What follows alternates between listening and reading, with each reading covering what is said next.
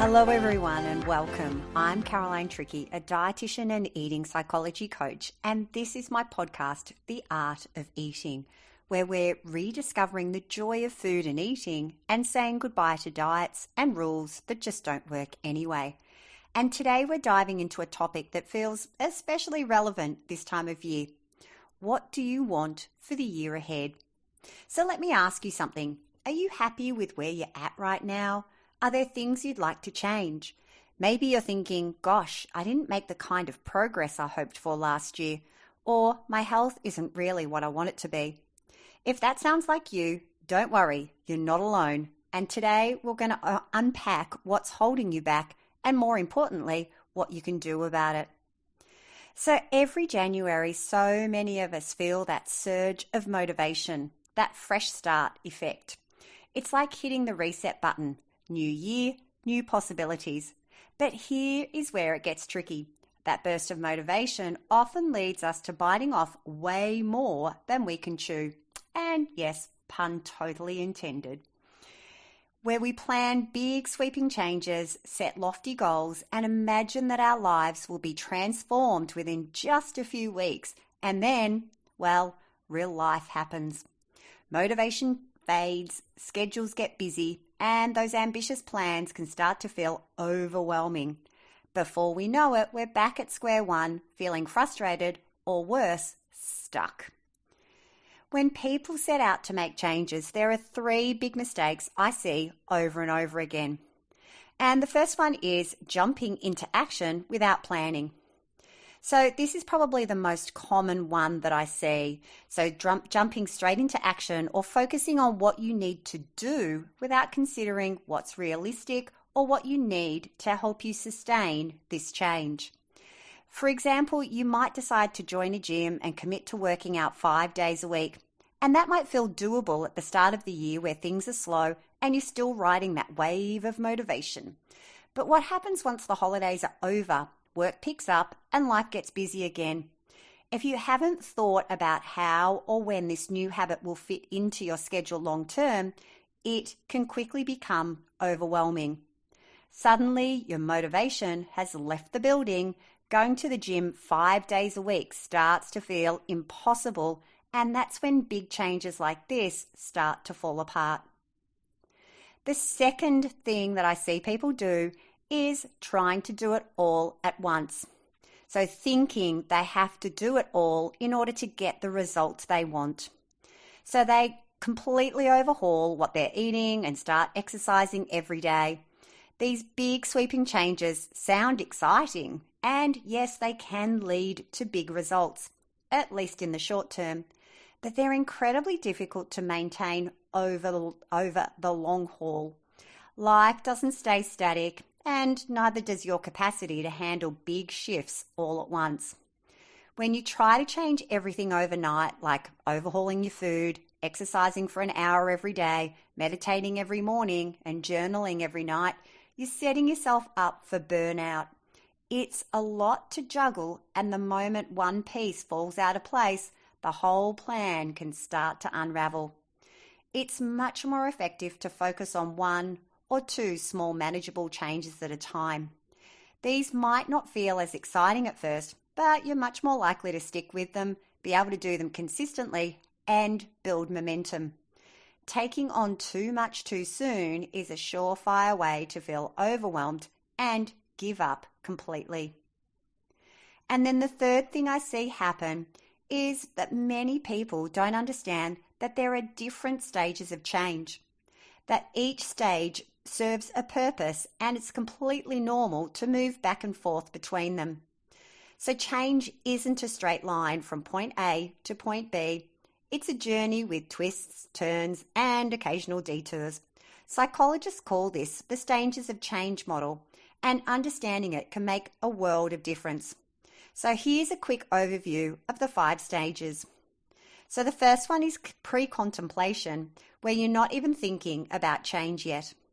Then there's contemplation, where you're starting to consider making a change. Then preparation, where you're actively planning how to make the change happen. And this is where many people are in January, where they're deciding on what to do. And then there's action, where you're doing the thing, taking steps to implement the change. And then maintenance, where you've integrated the change into your life and it feels automatic.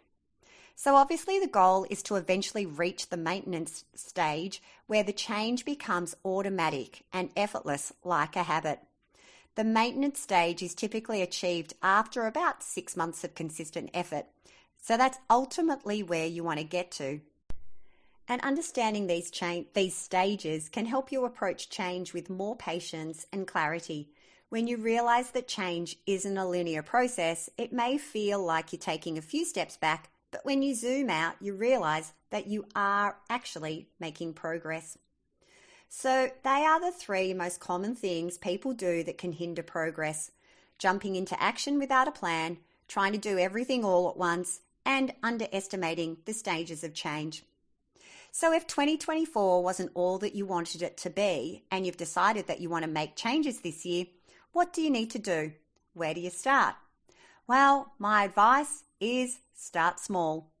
So the good news is that you don't need to overhaul your life to see meaningful results. Small, consistent changes are far more effective than big, dramatic shifts. Why? Well, because they're sustainable. A small change is easier to fit into your daily routine without feeling overwhelming. And over time, these small actions compound to create significant results. Think of it like compound interest in your bank account. Tiny deposits can add up to substantial growth over time.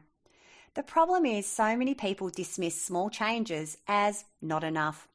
They assume small efforts aren't worth it, so they skip them entirely, opting instead for big changes that aren't sustainable.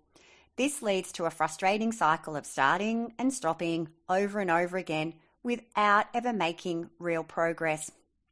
As Bill Gates famously said, most people overestimate what they can do in 1 year and underestimate what they can do in 10. So I want you to consider this. If you were offered $1 million up front, or the sum of 1 cent doubled every day for a month, which would you choose?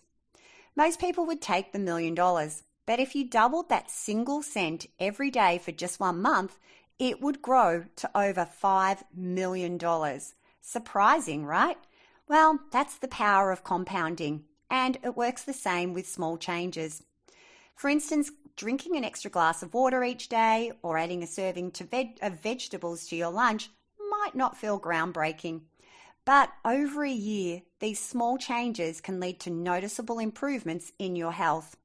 Similarly, a 10-minute walk each day might not seem like a major fitness goal, but it lays the foundation for building stronger habits over time. The beauty of small changes is their simplicity and manageability, even when life gets busy. Because they require minimal effort, you're less likely to feel discouraged or give up. And with every small success, you build confidence and momentum, making it easier to take the next step. Small changes repeated consistently is how you create habits you can sustain for the long term. And long-term habits equals long-term results. Remember, progress is progress no matter how small. Each step forward, no matter how tiny, moves you closer to your goal. The key is to start small, stay consistent, and trust that these small changes will compound into meaningful results. So instead of diving in headfirst this year, I encourage you to pause and reflect on what you truly want to accomplish. Take some time and ask yourself, what are the changes that will have the biggest impact on your life? What goals truly matter to you? Becoming more intentional about how you'll achieve these goals will help create a clear roadmap to success. For me, the biggest leaps forward in improving my health and eating habits didn't come from taking extreme actions. It came from stepping into the person I wanted to become. If you've been listening for a while, you know my story. For years, I struggled with restrictive eating and food rules. I wanted to enjoy food without guilt, but I felt trapped. During my training as a dietitian, I learned that we're all born with an internal hunger and fullness gauge. But somewhere along the way, most of us lost touch, and I definitely lost touch with mine. But I noticed something fascinating. Naturally lean people seem to still have that connection. They ate what they wanted, stopped when they were full, and didn't obsess over food. So I decided to experiment. I started tuning into my body, eating when I was hungry, and stopping when I was full. It wasn't easy. Letting go of food rules felt terrifying, but over time I found my groove. Now I enjoy food without stress or guilt, and my weight has settled at a comfortable, natural place.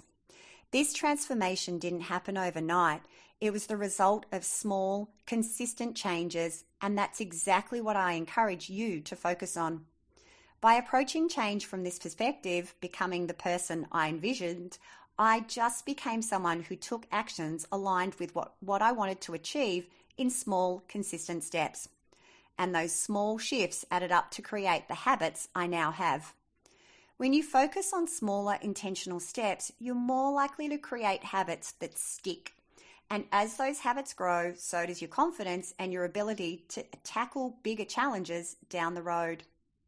So if you have a history of struggling to follow through on commitments, it's risky to pile on more promises only to fall short again, because each unfulfilled commitment can chip away at your belief in your ability to change and achieve what you want. It's like digging a deeper hole for yourself every time you take on too much and can't sustain it. Instead, start small and build on your successes. Achieving smaller, more realistic goals creates a positive feedback loop. It reinforces the belief that you can change, and it lays the groundwork for taking on bigger challenges later. It's far easier to speed up as you gain confidence and momentum than to go too fast and then struggle to slow down. So this year, make a commitment to avoid biting off more than you can chew.